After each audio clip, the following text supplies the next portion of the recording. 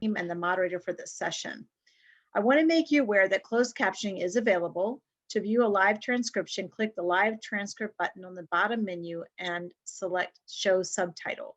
Also, in order to secure the space, you cannot rename yourself once you've entered. We're sorry if you were unable to add your pronouns to your name already, but we urge you to do so before you log into the next session. In dreaming of this event, our team was inspired by the words adapted from Pennsylvania. Abolitionist futures are not compatible with white supremacy, settler colonialism, misogyny, heterosexism, transphobia, ableism, and classism. Yet these systems of oppression are all around us and affect even this event space. The hope our team has for this session is that organizers, presenters, and participants, particularly those of us who carry a lot of privilege, are mindful of the differential impacts of power and have the courage to hold to account anyone here who exercises power in ways that enact harm. If one of our organizers removes you from the session, our intention is not to punish nor to exclude you, but to practice care for the abolitionist community that we are building. So please let me introduce our wonderful speakers today. Nathan Renshaw, one of our speakers, is a writer from Longmont, Colorado. He studied English literature and world philosophies and religions at Colorado State University. He's aiming at master's in English literature and is learning the grant writing trade with his cousin's food justice nonprofit, Hazen Food Rescue. He has worked with CSU's Community Literacy Center for 2 years. Fresh out of undergraduate, he presented his research on bibliotherapy and melancholy last December to a global conference based in Poland. Welcome, Nathan. Ann Geisz. Ann Geisz is a currently senior at Colorado State University as an undergraduate in fine arts with a concentration in ceramics and psychology. This is her second year working with the Community Literacy Center and first year serving as an intern for Speak Out. She is currently in the process of selecting a program to receive her master's degree in counseling and art therapy and looks forward to exploring the many benefits of creative work for all populations. Welcome, Ann. Last but not least, we have Alex Kinnaman, who is a junior at Colorado State University, majoring in English education and literature. His interests as they relate to his community literacy work involve the nuances of meaningful writing and the power of the act of engaging deeply with literacy as it takes place within the context of the writer and the stories they work to find themselves within. So, as you can tell, we have a very wise, talented panel. And so at this point, I'm going to turn it over to them and they will direct the point at which they want you to become engaged interactively or with questions and answers. So welcome to our panelists and thank you very much. We look forward to this. Thank you. All right, sweet. Thanks for coming, everybody. It's good to see some names I know too. Yeah, so we are with Speak Out, which is a community literacy organization based in Fort Collins, Colorado. And today we're just going to be talking about abolition and a few other ideas like the beloved community and just a lot of things surrounding how we think our workshops are both abolitionary and just part of radical social change, or at least they have the potential for that. You want to hit the next slide? Thank you. I just want to make the land acknowledgement. This is CSU's land acknowledgement. Oh, cool. Sorry, I shouldn't read the chat. But yeah, and CSU made our work possible because that is where the Community Literacy Center is based. So I'll read the start of it. Colorado State University acknowledges with respect that the land we are on today is the traditional and ancestral homelands of the Arapaho, Cheyenne, and Ute nations and peoples. I really like this picture of, it was called the council tree, which was an enormous gnarled cottonwood, which was a gathering point for Arapaho and other native peoples. It got burned down because a farmer was burning some weeds, as is classic. But I just think that there's an interesting dichotomy between this this place in the world as a meeting place for different tribes and also a fort that was made to, protect people and, help perpetuate the genocide against Native American people. So I think it's just something interesting and kind of haunting to look at too. So yeah, next slide, please. And we also wanted to just include this trigger warning to let everyone know that some art or words may contain violent or traumatic situations. There's a line from a book by Baca that involves violence, so just to let everyone know. And before we get completely started, Nathan mentioned it a little bit earlier, but what is Speak Out? So Speak Out is a community literacy organization which is out of Colorado State University here in Fort Collins, Colorado. And what we do is we have several writing workshops, and we have sites in multiple different areas at the jail, community corrections, and a halfway house in local Fort Collins. And we meet an hour for weekly for 1 hour. And we also publish a journal biannually. And some of our standards you'll see there that we have in our workshops include things like don't diss your own work and mutual respect.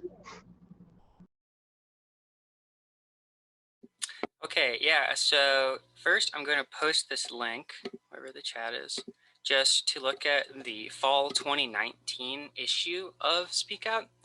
And we're going to have sort of a prompt for you guys. We're going to take just a couple of minutes to look through the fall 2019 journal.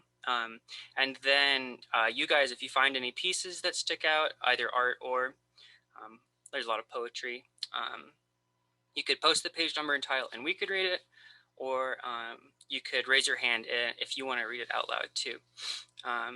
So we're talking about, I want to share one first. I wonder, yeah, if you want, what they said in the chat. I want to start by just sharing a poem, and I hope you guys can click on that link and still be part of this space. But I just wanted to share a piece on page 1 of fall 2019. Fall 2019 was an important year for me because it was the last year that I had, the last season that I had real workshops, and it was also my first, and I really had some very close bonds, it felt, to a lot of people in that workshop. And so it's funny reading this one because the names just stick out so much. I'm like, oh, I remember. I didn't actually know this person who's on page 1. It's page 11 of the PDF, but I just want to share it too. It's also part of our mission just to share the voices of those as part of the revolutionary work, which we'll talk about later, but we just want to make space for these voices. And I'll just read this one out. It's called Windows to the World by the Universe, and I will post the poem in chat too for you guys. Oops, how do I do this? Everyone, there we go. Okay. Windows to the world. Outside looking in, I always wondered what could have been, had my path been a different one. If I hadn't spent so much time on the run, inside my head, I'm looking out to a heartless world, want to see what you're about. I can bring to the table whatever you need, a woman of many talents. I can go any speed. I can keep up, but I prefer to keep out. I'll stay outside, but by now I know better than to look in, look out. Okay, so we're going to take just maybe 2 minutes right now. And so if you guys find any pieces, we can pause to share some voices inside of the journal. So I'm just going to put 2 minutes right now on the clock. And yeah, let me know what you guys find. Lost within myself, by soul lessons. Why I'd say I can't hate what I do not fully understand. So why should I answer with an empathic yes? I was ignorant in my depression. Wasn't I, Devon? You'd say that I was going through a growth spurt. Yet we both know we didn't know what we were doing. It doesn't matter much anymore. Our decision has brought us to a point that we are forced to find ourselves in the way of society. I still want to be alone, most of the time. We aren't exactly a lone wolf, scavenging the world to survive. Nope, to be exact, we are a loyal pack of wolves, wanting connection and love. Bite me and I'll bite back. Skin me and I cry out in pain. I'm not a lost cause, am I? Thank you, Alex. I knew this writer. I didn't know. I read like dozens and dozens of his poems, but I always couldn't find him in there because I didn't know his pseudonym. So thank you. Cool. Cool. Well, we should keep trucking so everyone has room. Am I reading my thing next? Is that what's going on? Yeah. Okay, cool. I'm going to hop into this because we have 45 left. Yeah. Okay. Okay. So I'm just going to read basically about what I was talking about at the start, like how critical witnessing is revolutionary, and also how the workshop makes a community that's beloved. And we'll talk about beloved community later, but it's basically a community based on affirming differences rather than erasing them. Yeah, and I did find this quote from Stevie Wilson, who spoke 2 days ago to the conference. He says, "I believe the first abolitionists knew the power of witnessing. They understood that visibilizing those who'd experienced slavery, bringing them before the public's eye, and allowing them to testify would rip holes into any argument that suggested a gradual approach." And so as you can just very basically see by reading any of our poems is that there is a witnessing going on from neither the victim of whatever crime happened or the perpetrator, which is the views we normally see crime from, but from the perspective of somebody watching it. And importantly also, it's in the words of the people themselves, which is important. Oh, cool, Sandy Joy. We'll have to read that one. Maybe we'll have time at the end, but I'm gonna read a little bit of our thinking. And so this is where one of the trigger warnings comes in with some violence. So take care of yourself. Okay, so Jimmy Santiago Baca describes a moment in his memoir, A Place to Stand, when his newfound experiences with literacy, reading, and writing come together to give him an option beyond murdering somebody. He says he stood over his cellmate with every horrible thing that had ever happened to him in his life ready to explode. He says that while the desire to murder him was strong, so were the voices of the poets Neruda and Lorca that passed through his mind, praising life as sacred and challenging him, asking him, how can you kill and still be a poet? Baca says in the documentary that he really did hear voices of some poets. But what exactly were they warning him of? How could a violent act exclude you from being a poet, from a community of the dead and the distant? So as we prepared for this community, we were intrigued by the potentials of poetry, literacy, and also community to break similar cycles of violence. Not only prisoner-on-prisoner violence, but also systemic violence done to those without power. To break the cycle of violence with which the Chinese political prisoner Liu Xiaobo succinctly describes as the enemy mentality. As we prepared, we wondered how inclusion into this community of poets might change the enemy mentality. We came into contact with Bell Hooks' idea of the beloved community and her awareness that those involved in oppression we must engage with those in oppression. That kind of made sense. I think you get it though. Okay, so then just to keep rolling, abolition became our way of thinking about these topics. Our founder, Toby Jacoby, who I think is here, describes the role of social justice in her first essay about Speak Out, published in 2008, called Slipping Pages Through Razor Wire. She says that to slip through razor wire is to challenge the system, whether you're trying to slip contraband in or make it visible to the rest of the world.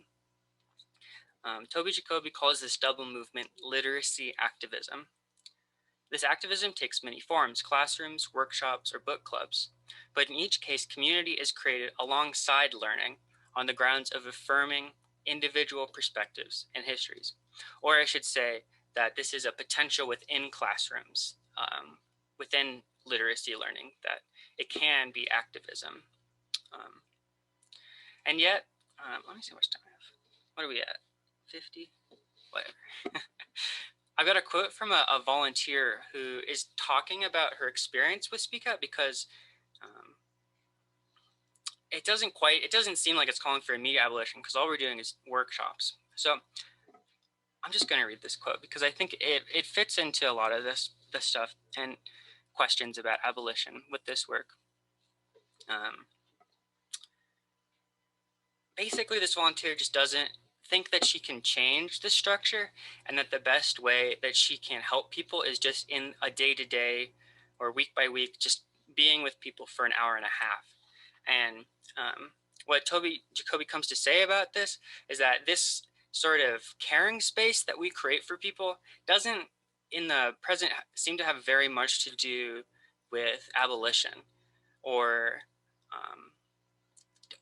defeating institutional an oppressive institution. So I just want to point the way, and I want to leave space for everybody, but I just want to point at this idea that on some level, through witnessing and creating a beloved community, that we can pave the way for abolition in a lot of ways, just like Stevie Wilson was saying, that we need to bring, just like the first abolitionists had people see slaves, people need to know the material conditions of prisoners' lives, but they also need to know the mental condition, insofar as that is one that's still a person. I've heard that quite a few times throughout this conference, that, or at least once I heard a teacher, talking about teenagers at Rikers Island, and the prison guards are like, oh, they're just teenagers. It's like, yeah, people are just teenagers. Okay. So I have one small more section to read, and then Anne, if you just want to put those quotes up, I just want to talk about COVID-19 for a second, because it's just changed how all of this work is happening in the moment. It's very strange. So I say COVID-19 changed the way that our writers' voices are heard. Personally, I've not had a workshop in over a month, despite the fact that I've been prepared once a week for about a month for a workshop. Each time, internal scheduling, institutional apathy and disorder, or technical difficulties had us alone on Zoom, or with writers staring at us through a laptop screen that could not hear us. In my in-person workshops last fall, when lockdowns didn't leave an empty space in all of the community corrections facilities I could see, writers would sometimes leave us sitting in an empty room too, just down the stairs from them, when institutionalized phone time, that is limited phone time, or maybe just TV and football games went out. These empty spaces, whether digital or physical, sound, feel, and are nothing like the noise and excitement of workshops I was part of pre-COVID. Even the rowdiest days of incarcerated youths had warm voices from hopeful teens, but most of these voices went quiet last March. Yeah, I think I'm good to pass it off to Anne. These are some definitions, but yeah, I think I'm good for now for my points, so thank you. Thanks, Nathan.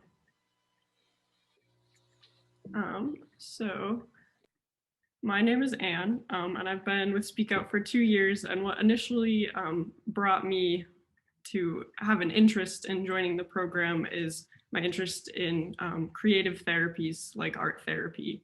And through my experience this past year and COVID, I've come to find myself drawn to the materiality of language itself, and how the literacy itself as a material can bring us together and create this beloved community.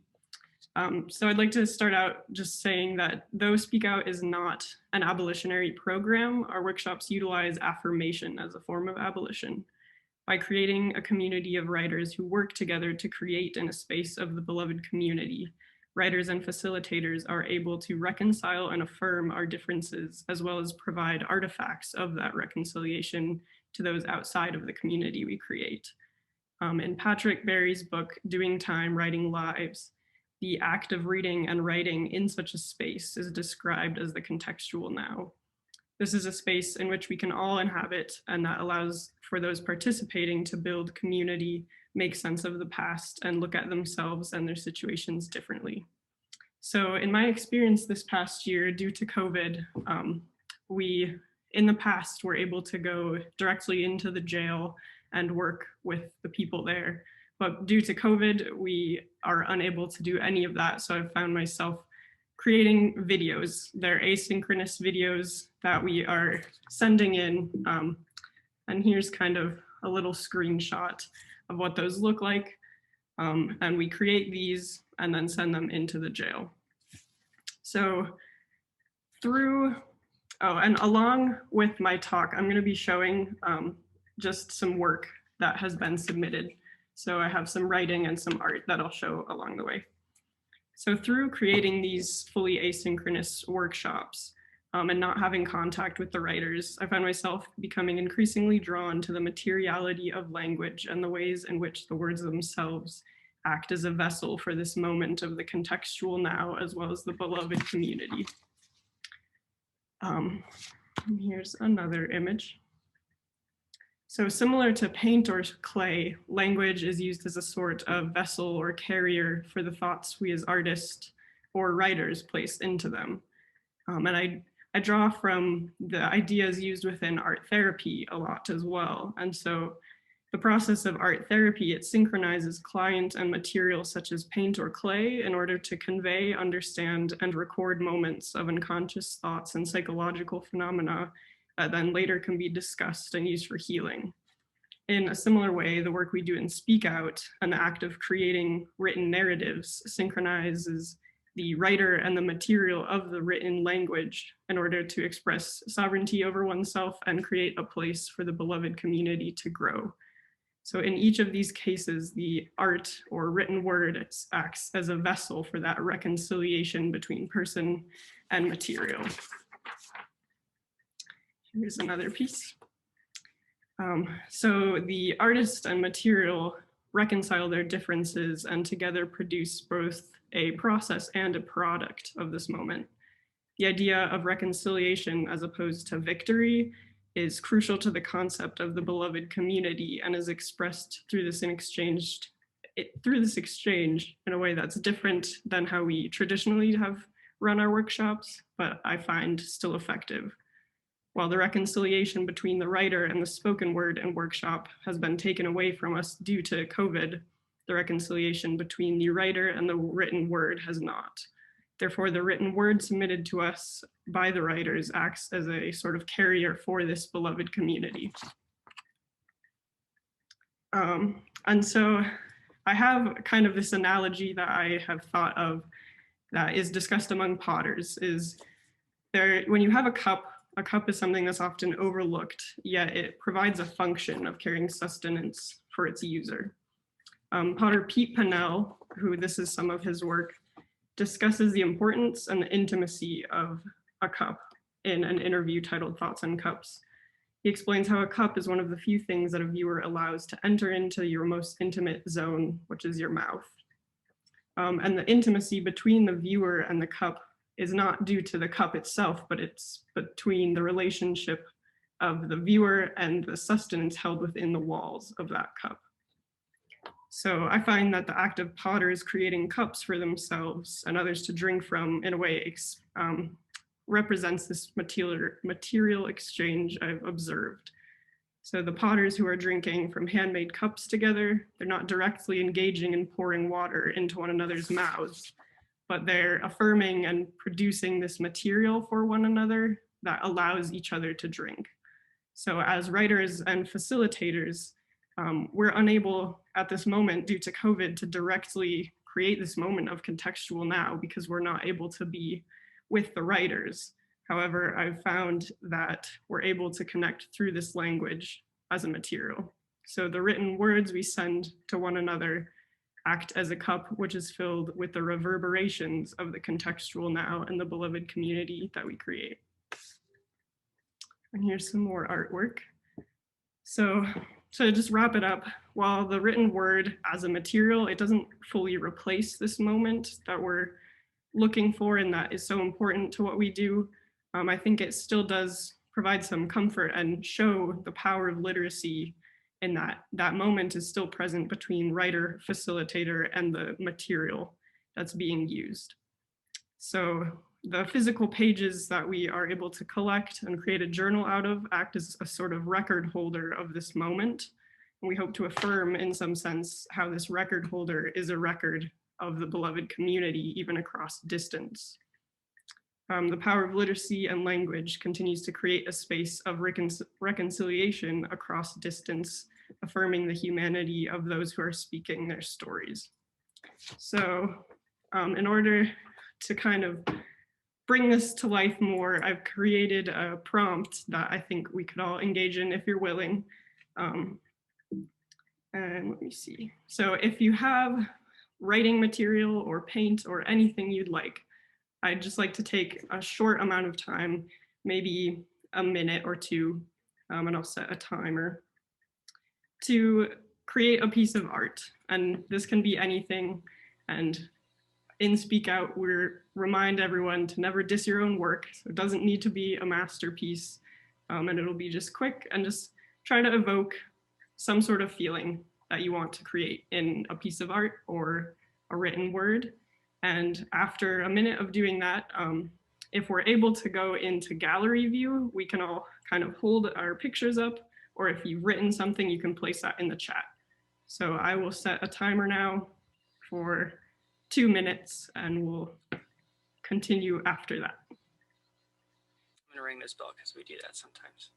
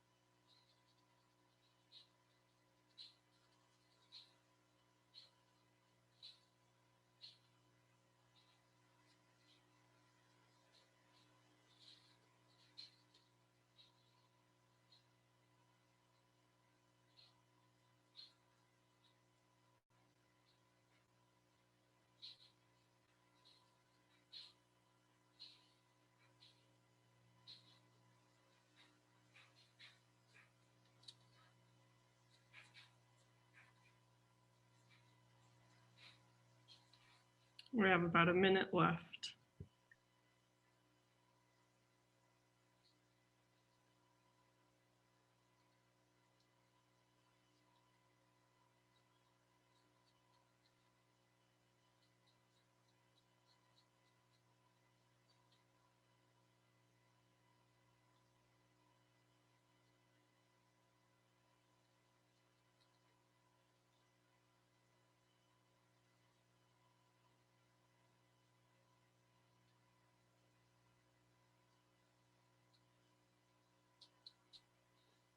All right, so I'm gonna stop sharing and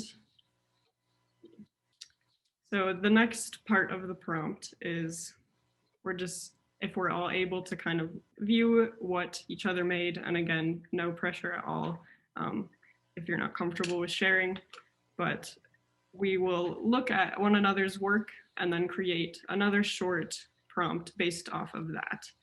So I'll hold up, this is just what I drew quick. And if anyone else would like to share, you're welcome. You can also put something in the chat. There's some of Nathan's work.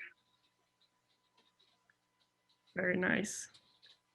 So for the next part, if everyone wants to just take a look at what was created, and then we'll just take another minute or so to write about someone else's work. And please share that, guys. If any of you guys want, if you have anything, even a doodle or Yeah, a poem, no pressure at all. we could maybe take us just a second and to see if anyone wants to put anything in the chat, or because it could be words too or whatever.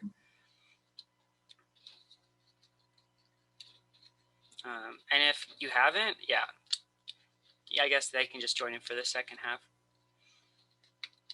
And yeah, someone said you can also share pictures in the chat if you'd like. So yeah, so now we'll just take a minute and write about someone else's work and how that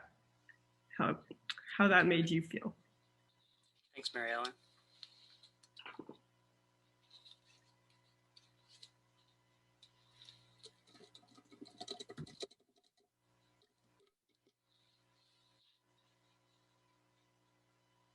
Thank you, Mia.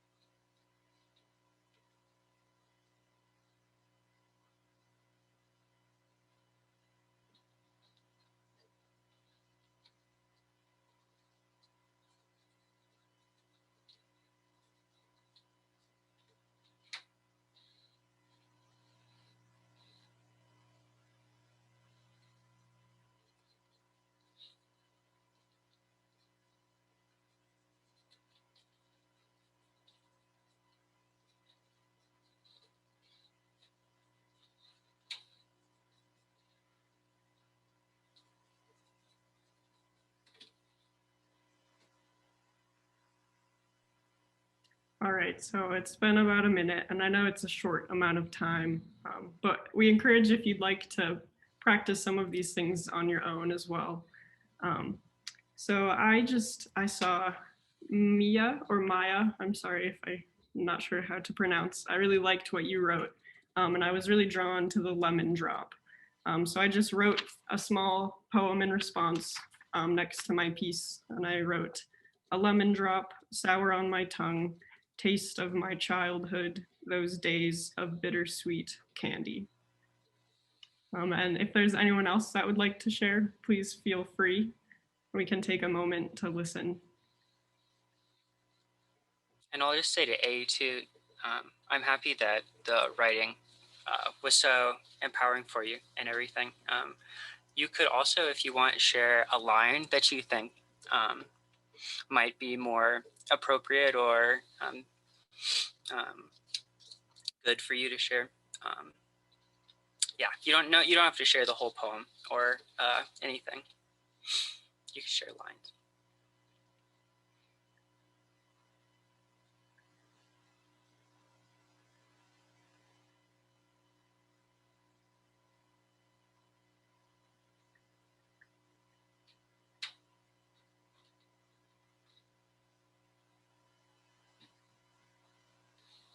Thank you for sharing, Sandy. That's beautiful. I like it. Yeah.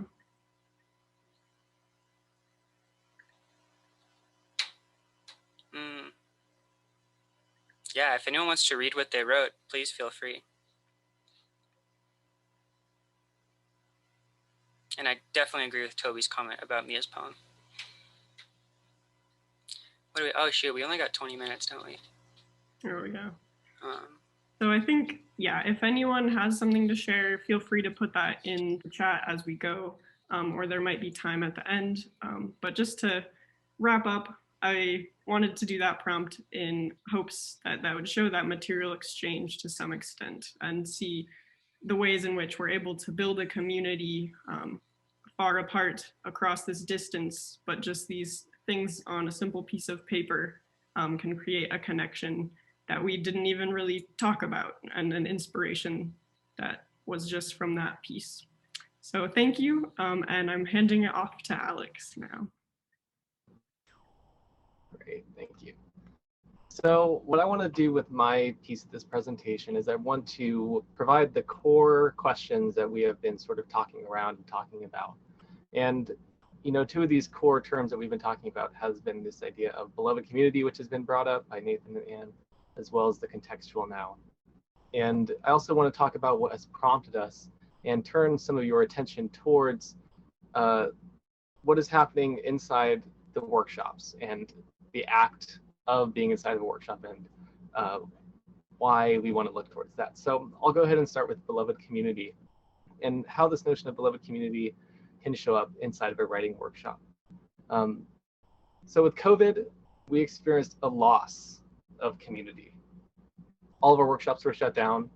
And so there was this gigantic perceived loss. And so as we stepped into this year, we had to expand some of our notions of what it means to be inside of a community and community writing in particular. And so that's what I want to turn your attention towards in these next few minutes, is how can we expand ideas of what community is and see how we have managed to do community literacy work within COVID. So our workshops, inside of our workshops, there's a process of prompting, writing, and sharing, and responding. So, which is something that we saw a little bit with Anne's prompt as well. Right there, she gave you a prompt, we wrote, we shared, and we did some responding as well. And this process is undergirded by a set of norms that we have. And some of those norms we saw earlier as well, being this norm that we don't diss our own work. So when we share my writing, I'm not going to talk down about it. And we have mutual respect for one another. We are attentive listeners when someone is sharing. We have attitudes of openness. And different communities have varieties of different norms, but these norms are enacted in this process of writing and sharing. And so what happens is this notion of the beloved community being the affirmation of difference and the working across of lines of difference between people is invoked when we engage in this process and listen to each other's stories. Because in order to truly listen to someone's story or something that they wrote, whether it's autobiographical or not, that piece of writing came out of that person. It's tied to them. And so to listen to it and receive it, and then to respond to it, is to be engaged in this process of affirming difference. So you are in the business of enacting the beloved community inside the process of the workshop. This last semester, I was working at a halfway house with girls doing some writing. And I prompted them and I asked them to simply write what would be meaningful for them to write about right now. And some of the girls wrote about, one girl wrote about her relationship with her mom. Another girl wrote about some of her struggles with addiction. And something about that space in which you could simply write something that felt meaningful and then share it with others brings up this question of what makes writing meaningful and why did they write about those things? What is meaningful writing? And if we look at these small examples, which weren't published, it's writing that was relevant to your life. It's writing that changed how you interact with yourself, others, and the world. That's what makes it meaningful. And we saw that in that Jimmy Santiago Baca quote, which Nathan brought up earlier, in which he's standing over this prisoner, this fellow person who is in prison, right? And he's about to commit an act of violence. But then this process of writing and reading that he's been engaged in prevents him from doing it. It stops him. And so that process was meaningful because it changed his behavior. And we can think that if he had not been engaged in that process, that he would have committed the act. So this is important to be thinking about, is what makes writing meaningful. And so the girls who wrote about their mom, about addiction, while this writing wasn't published, the act of writing perhaps changed the sort of relationship that she had with her mom, or changed how she was able to go through this process of healing. So because of having written that, her actions, feelings are a little bit different as she's carried forward in life. And it's important that this happened inside of a community, because it is the now, the contextual now, which was brought up earlier, which held the space for what was written and then shared. You know, this act would not have happened without the community. And so writing is meaningful when you have a community, because the community gives you the space to do the writing and then is there to receive it and to affirm it and to work across those lines of difference with you. And so community also is an important aspect of meaningful writing and what makes literacy meaningful work. So last semester, these workshops were happening virtually. These weren't in person. I was projected on a big flat screen TV and they were in their living room.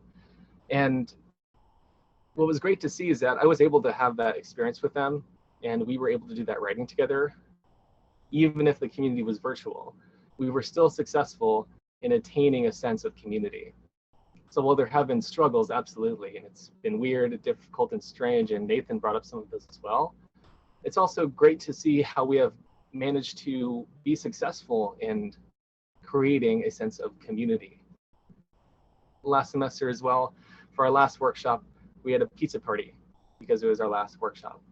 And so what I had them do is for our prompt, I asked them to write half of a story. And once they'd written half of the story, I asked them to pile up the pieces of paper in the middle and shuffle them around and mix them around and then afterwards another person would pick up a piece of paper and they would finish the story. And so this process of reading somebody's paper, taking it in, comprehending it, and then finishing it, when you do that, you are engaged in this process of enacting that beloved community as you are reading something that somebody else created and then finishing that story. You're applying yourself to it. You're taking their writing seriously. So this is this idea of, yes, again, enacting and engaging in that process in which you enact this notion of the beloved community. And part of this has been this discovery that community and the beloved community does not exactly reside in proximity or place, physicality, but in relationship between people. So that's why it was so successful, whether it was an object that was being passed around or paper that was being moved through emails or videos that were being sent. You were still able to engage in this mediation of communication, which enabled the community space to be invoked. And so as we step into some ideas of abolition in the carceral context that this work is nested within, we step into this idea of a microcosm, this workshop as being a microcosm of this abolitionary outcome, being the beloved community. So at ComCore, I worked with ComCore men. When the writers would walk into the workshop, we, in a sense, abolished the prisoner inside the person by enacting those community norms of don't diss your own work and respect and attentive listening and vulnerability. They were able to shed this hypermasculinity, this hyperviolence, this disemotionality, and we were able to replace it with openness, vulnerability, respect, authorship, ownership, affirmation of difference, etc. And so when we talk about abolition, it's just as important that we talk about what we're going to replace the thing with. And what we want to replace it with is this idea of the beloved community. And the work of doing this takes place inside of those workshops every time we go through this process, which has this affirmation of difference embedded inside of it. The idea of beloved community is often applied to classrooms, being that the classroom ought to be the model for how society ought to interact.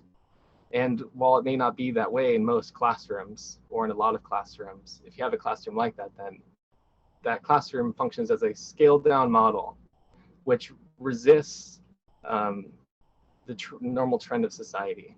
And so what I would say is that these writing workshops, while they are nested inside of a carceral context, they are also engaged in this work of resisting it as they represent a small model of how the community engagement could work.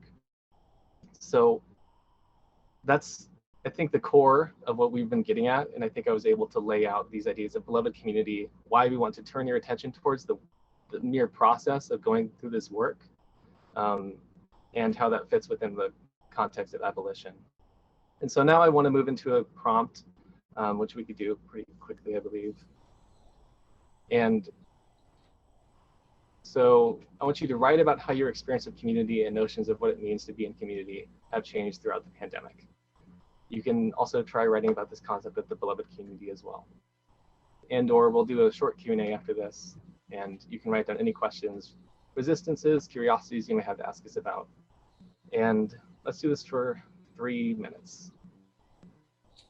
So your time starts now, and I'll give you 3 minutes. Just take some time to write. And if anybody came in late, feel free to write down those questions too.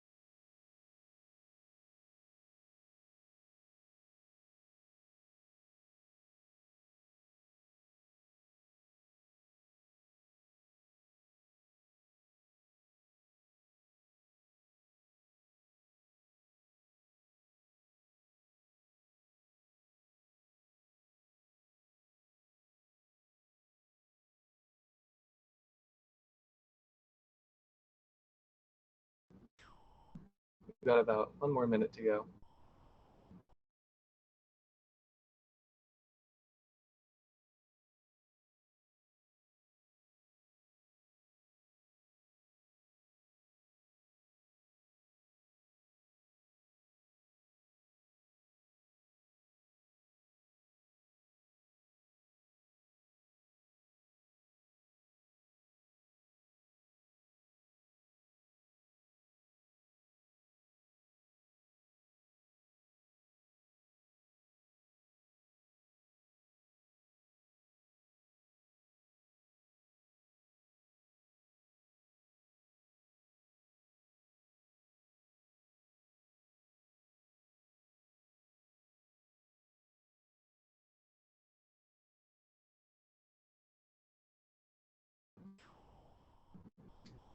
Okay, finish up that final thought, put a period on that sentence. I think we're ready for any questions or anything along those lines. So.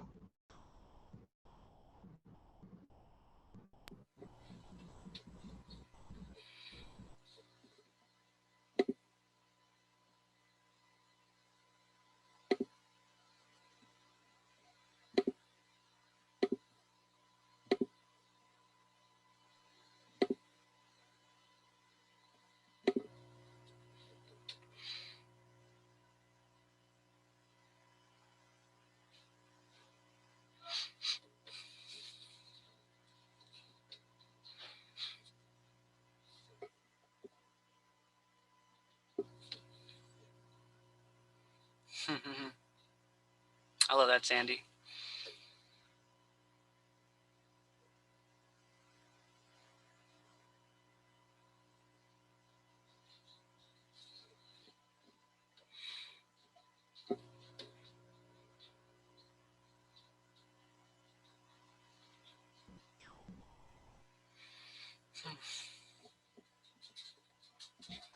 Do you want to read this one out loud?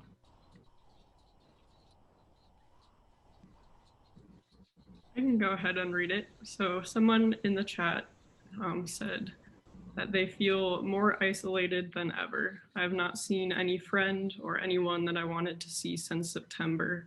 I've not hugged anyone or been touched by anyone except doctors and medical staff since September. I am isolated, I am alone, and I don't know anyone like me. None of my friends have this. They all have their work, partners, roommates, etc. I'm afraid for how this will damage me and hurt my life and health. No one understands. I say the words, I am alone. I have not seen a person I like since September 2020, and no one hears what I am really saying, that I am alone. Thank you for sharing that. It was beautiful.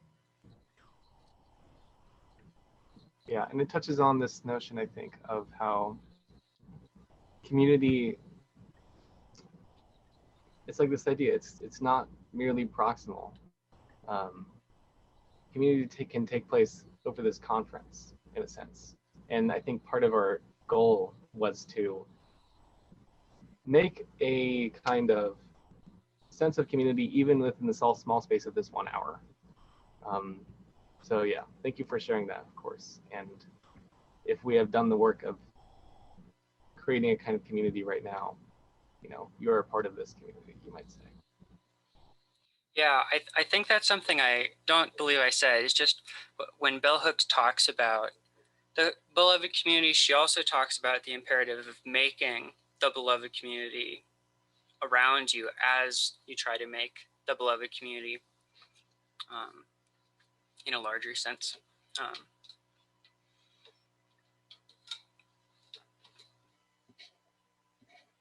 Cool. Anything else that people wrote or questions?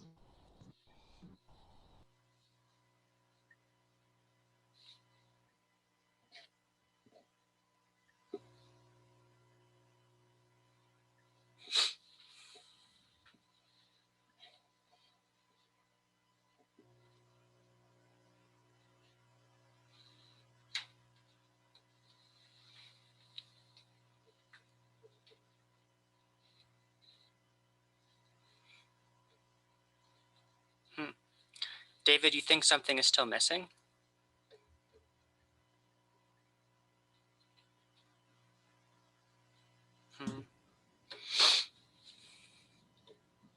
And I believe you might be able to unmute yourselves as well. I just did, I think. Yeah, we hear you. Yeah, I mean, I can't help but feel that, and this is not a denigration of you all at all. I think that this last hour has been, I guess, cathartic would be the right word to some degree, but you know, I've been in plenty of these workshops, and I've been part of them and part of open mics and etc. And there's just, it feels wrong to be doing this virtually. I mean, I'm grateful for it, but it still feels. Yeah. and it's just reminding me of how much I actually miss those in-person spaces, because so many of my best friends that I've known for years now were made in these spaces, except in person. Absolutely. Yeah. So it's just like, it feels still so wrong. but it also feels good to kind of remember that this is a part of myself, you know? And because okay, I'm gonna share something I didn't intend to necessarily share when I started saying this, but I'm going to share anyway. I lost a very, very, very, very, very dear friend of mine last September. She passed away very suddenly of a heart condition that no one, including her, knew she had. She was here with me the last day she was alive. And then she was gone the next day. And I wrote as part of a way to kind of get myself through the worst of the isolation, and shared many of my pieces with her, and also to get myself kind of through the initial shock of her sudden and untimely demise. And I haven't written in it's got to be several months. I mean, I've just been so buried with school, you know, that it just has gone to the back burner again, and it's gone dormant again. And, you know, this has kind of reminded me that I need to not have it do that.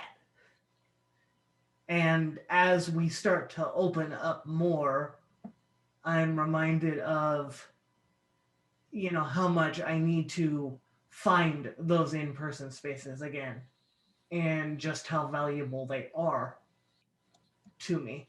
Yeah. I'm sorry, David, but I'm very happy to hear you. I think you said it just right. I think we are missing that, because the in-person, we can't even like touch on it, you know, on the connections. No, I mean, if forgive me, I don't mean to take up space, but I remember one story in particular. I did my master's at San Francisco State in the Bay Area, and I remember I didn't go to many open mics then because it was a 2-year program. I was in and out and had to get my stuff done. But I remember going to one open mic, and this young lady whose name I do not know, I never asked, and do not remember, passed me her crystal.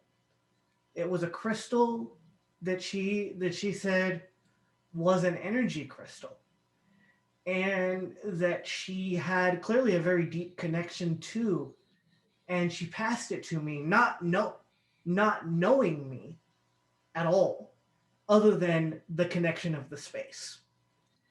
And I held it for a while, and I give it back to her after probably 10 minutes. And she said, "Wow, it's still warm. And when most people hold it, it goes cold."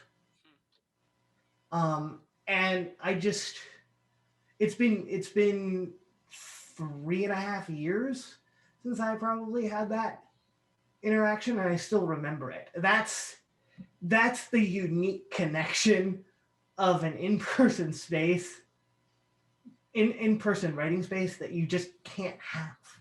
Yeah. Sandy, do we have time to say one more thing, or are we over? Thank you so much for asking, Nathan. We are at time. However, we have a couple of minutes we can run over, because I definitely want to give you a moment to have some closing thoughts. Thank you for your participation, David. And I would like to turn it over to you, Nathan, and Cool. Alex. Thank you. Do you guys want to take a stab, or basically, yeah, I mean, yeah, I think we definitely have that enthusiasm. We want it to be everything, but I still think it is in some way. I mean, it's still there in some way. Still, like, even here right now, there is the affirmation and the reconciling to each other. Even if there is something that is certainly more pleasant when you're in person. And I think part of it is, like, this isn't a replacement. It's not a substitution. It's a new angle to approach this idea of what community is. What even is a community? Is, I think, really core question. So it's definitely not a substitution. It's definitely been difficult. There have been difficulties and successes. But it's also worth paying attention to how we can expand some of these notions of what it means to be inside of community. And I think there's some really great conclusions that we can draw, and some really heartening successes that we can have when we begin to think about community in this kind of way. It's like an asset-based way to think about it. Thank you, Alex and Nathan. Anne, did you have any closing comments you wanted to make? I think similar, I think it brings hope, for me at least, that we're able to keep these communities alive in this way, and that it is different, but it's still going on, and to look towards the future when maybe someday we will be together again, that we've kept those communities alive. So excellent. I think David speaks for all of us with this is less than optimal experience. At the same time, I appreciate his words that he's still eternally grateful for I'm not rephrasing, obviously, for the opportunity to sit in the space with the three of you today, and for you to remind us that we're all artists in one way or form and fashion, whether we realize it or not. And I appreciate the very calming, encouraging, beloved community, to use the word that was emphasizing, or phrase he was emphasizing earlier, amongst even just us in this short time. I really, really appreciate everything you had to share, all of your talents, all of the skills that you brought to bear, the passion in which you're doing so with the communities that you're working with. So thank you so much. Thank you. I believe that we all have appreciated, to use a phrase I appreciated in something you put up there, Nathan, critical witnessing. This is very critical witnessing that we're engaging in. And I am very much indebted of gratitude to all three of you for coming today and sharing your experience with us and your passion in the art with us. So thank you very, very much. Thank you. Thank you for the space. Of course. I know we have another group that's about to come in, so we're going to have to get off, but I hope that everyone will join us. The next session also focuses on the arts. We have some poets, we have some folks from the LA area. Yes, emails. We need to make sure people have your emails. I do know that, thank you for that. And before we wrap up here, I do need it. The resources. Thank you very much. Sorry. So we're going to wrap up for now, but we hope to see you all in other sessions that are coming up. And thank you again. All right. Peace. Thank you.